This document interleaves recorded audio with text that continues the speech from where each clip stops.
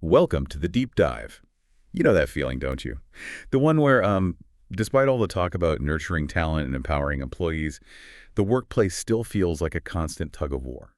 We kind of get the idea of intrinsic motivation intellectually, but then we see management clinging to these, well, old methods, lots of carrots and sticks. It's a huge dilemma, honestly. Creates frustration for everyone.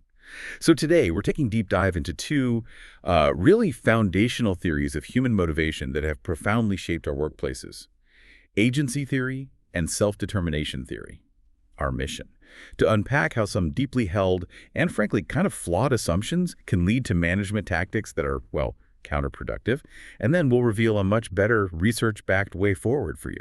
That's exactly right. We're here to pull out the key insights from the source material you've shared. We're not just explaining what these theories are, but really why they matter so much, especially for anyone looking to build a workplace that's more effective, more engaged, and ultimately just more human.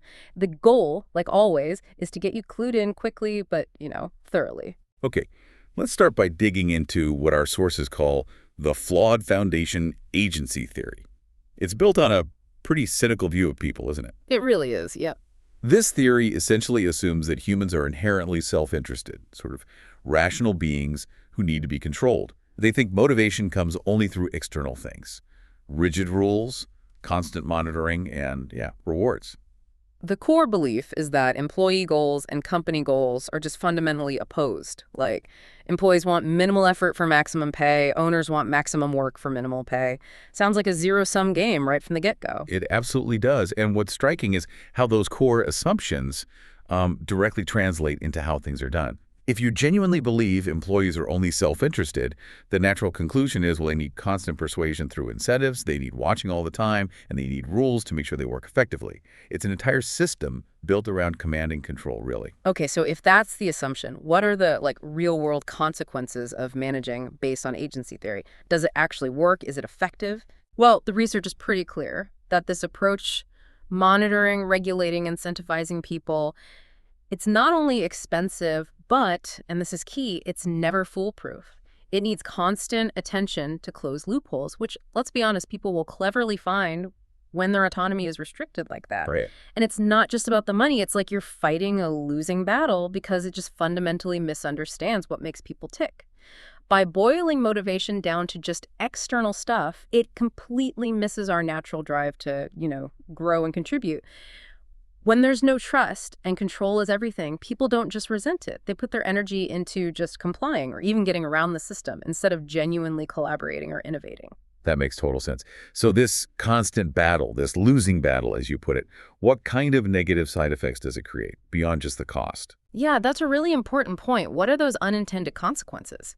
Well, when employees are managed this way, they often end up, gaming the system. They might ignore moral or ethical issues, focusing only on hitting the target.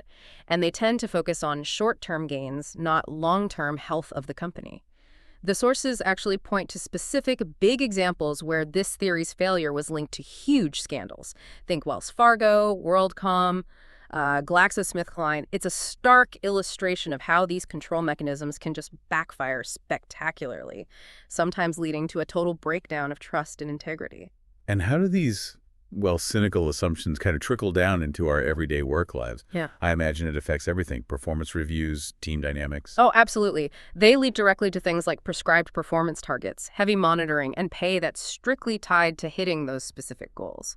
In practice, this creates a purely transactional relationship with work.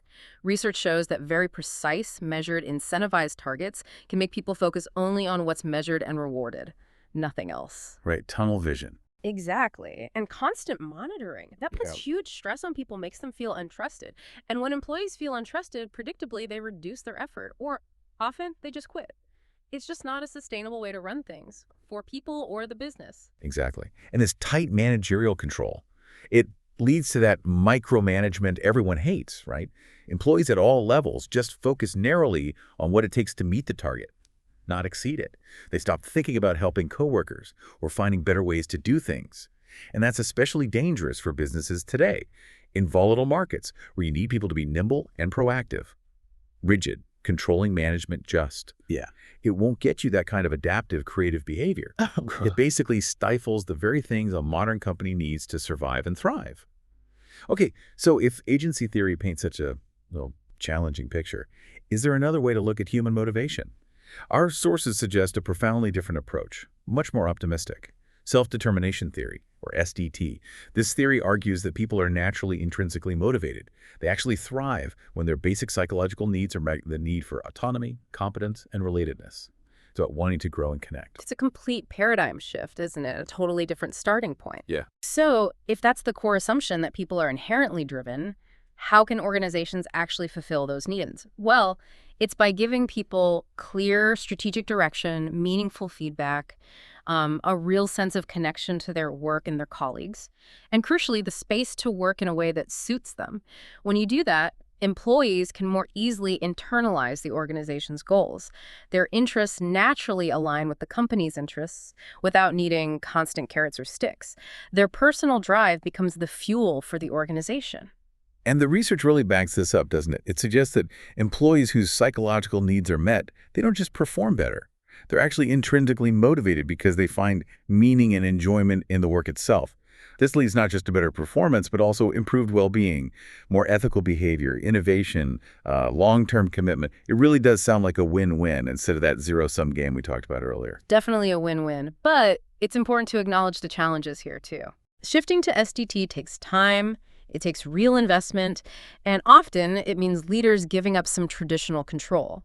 It means investing in people and then trusting them to get on with it, which, let's face it, isn't always comfortable for managers used to being directive. And just to be super clear, it's not anything goes. Autonomy needs structure. Right. Employees need clear goals, clear explanations about what needs doing and why. And when policies exist, maybe for legal reasons or something, employees need to understand the why behind them so they can genuinely buy in. It's about, let's call it guided autonomy, not just chaos. Okay, so if we embrace self-determination theory, how does this actually play out? How do you organize work without that constant command and control? This seems to be where the idea of self-management comes in as a practical way to apply STT principles. What do these teams typically look like? Right, self-management. Well, in a structure like that, teams usually set their own goals linked, of course, to the bigger company strategy. They also decide together how to distribute work, who does what role, even set schedules sometimes, all based on people's strengths and needs. What's really noticeable is the high degree of autonomy these teams can have. The material shows they might hire new colleagues, decide how to spend their budget, Wow. build cross-functional teams for projects, deal directly with clients or suppliers, and coordinate with other teams themselves. That is a lot of autonomy. Sounds great for employees, but maybe a bit scary, a bit chaotic sounding for a leader. What kind of support do they need to make it actually work? Yeah, it can sound that way initially. And naturally, this level of autonomy absolutely requires training, structure, and support to prevent chaos. It's not just letting go completely.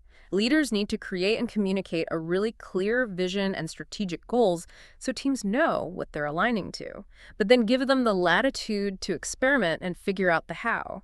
It's about having clear guidelines on who decides what so teams can make decisions without constantly needing approval from above. Think about it like this. If your team needs a new photocopier, why should they have to ask you?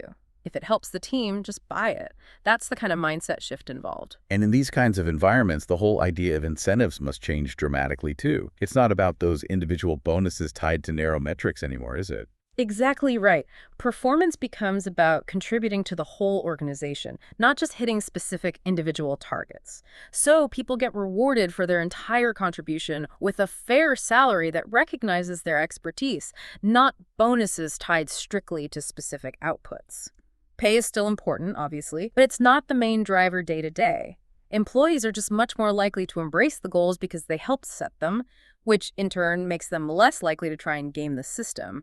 Their motivation is coming from within, not from the outside. And this isn't just theory, it's actually happening. The sources highlight some really amazing real-world examples, like VUCA, that Dutch mortgage company. Their purpose is literally people first, customers second, shareholders third. That's quite something. It really is. Their team leader roles rotate. The team decides together who to hire, what to pay them. Pay is transparent, and they have processes to guide fair decisions. And it works so well that former employees have actually come back after working elsewhere. That says a lot. Then there's Supercell, the game company, behind huge hits like Clash of Clans. They structure everything around small teams that set their own goals. They cultivate high levels of trust and psychological safety so people feel okay taking risks together. It's all about letting creativity thrive. And maybe the most radical example, Semco, a Brazilian manufacturing company. They don't even have managers in the usual sense, just counselors and coordinators supporting democratically run teams. It's pretty remarkable. Employees there set their own salaries, their own compensation schemes, including profit sharing, and individual salaries are public. Semco's been consistently successful for 40 years, less than 1% turnover, and they apparently have thousands of job applications waiting without even advertising jobs. It's just astonishing. And what's really striking is that these aren't just, weird outliers. The research indicates there are nearly 400 organizations worldwide running with self-managed teams. Across all sorts of sectors too, commercial, government, nonprofits. This isn't just some niche idea, it's a proven and growing model. So, for you listening, whether you're a senior leader or maybe an individual manager, how do you start shifting your own thinking in your practices? The sources really emphasize that creating workplaces that feed that intrinsic motivation, it starts with leaders questioning their own assumptions about why people work. The most effective leaders, they consistently communicate a clear vision and goals, they give employees autonomy with guidelines, of course, for alignment, and they provide fair, stable pay that isn't constantly tied to hitting narrow targets. Yeah, and it's important to stress that organizing fully around self-management is a big shift. It takes time, investment in structure, processes, training. It's a journey. We're definitely not saying every organization should suddenly become fully self-managing tomorrow. Right. But shifting towards this philosophy doesn't have to mean a massive structural overhaul immediately. Individual managers can absolutely explore and experiment with this approach on a smaller scale, within their own teams. That's actually a great way to learn and build confidence and momentum. That's a really crucial point. So what are some practical, actionable ways individual managers can start experimenting with these SDT principles? Okay, let's walk through a few practical steps you could try. First, if your organization is quite hierarchical, think about where you could flatten things, even just within your team. Identify decisions that could reasonably be delegated lower down. Involve people right from the start. Think about the management time you'd save if your team could just make those decisions themselves. It's about pushing decision-making down and making it more participatory where it makes sense. Okay, that makes sense. And what about all those existing policies and procedures that often feel, well, kind of like bureaucratic baggage? Exactly. That's the second step. Review your policies and procedures. Which ones are truly necessary, maybe for legal compliance or essential operations, and which ones could maybe be eliminated or at least made more flexible. For those you keep, be ready to explain why they're important so employees see the value, but also keep an open mind. If engaged employees challenge a policy, look deeper. Ask yourself, if this policy isn't serving the people doing the work, why are we doing it? That's a really powerful question. I can definitely imagine performance appraisal processes are ripe for an overhaul, given everything we've talked about with agency theory's focus on reward and sanction. Oh, absolutely. That's the third area. Take a hard look at your performance appraisal process. Is its main job to evaluate, reward, and punish? Or is it genuinely a tool to help people develop their skills, grow their talents, and see the impact they're making? Work to redesign these processes. Emphasize ongoing, informal feedback. Make it forward-looking, focused on growth. You might even consider ditching the traditional annual backward-looking review entirely. Maybe experiment with dropping individual pay for performance in some areas to see if it's actually effective. And definitely involve employees in redesigning this. Who knows better if incentives are working than the people getting them? Makes sense. And finally, it sounds like it comes down to breaking our own old habits, those ingrained assumptions we might not even realize we have. Precisely. That's the fourth and maybe hardest step. Watch for those old habits of mind, especially when you're under stress. Those deeply held assumptions about motivation might kick in instinctively when you're frustrated with someone underperforming or when you need to make quick decisions. Practice self-awareness. Catch yourself before you automatically jump to offering a reward or threatening sanctions or increasing monitoring. Instead, try engaging person to person. Start a real conversation about what you're seeing. Gently probe what might be behind the behavior. Is it stress? Overwork? Feeling overwhelmed? Conflict? It could be any number of things. An empathetic approach, encouraging employees to reflect on their own motivation through constructive dialogue, is often way more effective and sustainable than just reaching for the carrot or the stick. So the core takeaway from this whole deep dive seems really clear. The key to putting self-determination theory into practice is consistently nurturing those basic psychological needs of your employees: autonomy, competence, and relatedness. Exactly. And you build each one in practical ways. Delegating decisions about their work, that builds autonomy. Nurturing the skills they need to make those decisions well, that builds competence. And supporting collaboration, making it safe to work together instead of pitting people against each other, that builds relatedness. It's about constantly paying attention to all three, because they really work together as the interconnected drivers of our internal motivation. And these practices, they're really synonymous with trust and respect, aren't they? Which is such a direct contrast to that mutual distrust baked into agency theory. So just consider the potential of a workplace built purely on trust, where employees aren't just productive, but they're actually thriving. What new innovations, what collective achievements might be possible if every leader truly focused on feeding their employees' internal motivation instead of just trying to externally control it? Something for you to think about.